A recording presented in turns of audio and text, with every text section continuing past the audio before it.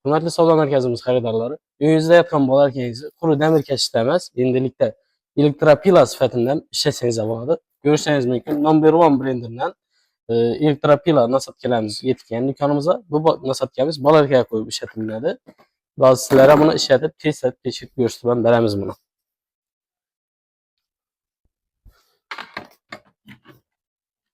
Görürsəniz mümkün.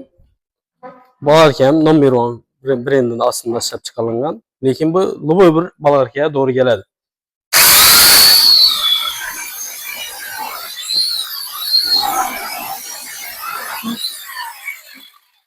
Görürsəniz mümkün. Polni, qiynalmayın. Luboy nərsənizi kəsədir bu. Kimə şimdi nasatkelə gerek olan olsa, bemalol İpək Yolu dükkanınıza gələ verəsizlər. Nəticə 150 min soma gəlib xəritli başlanız.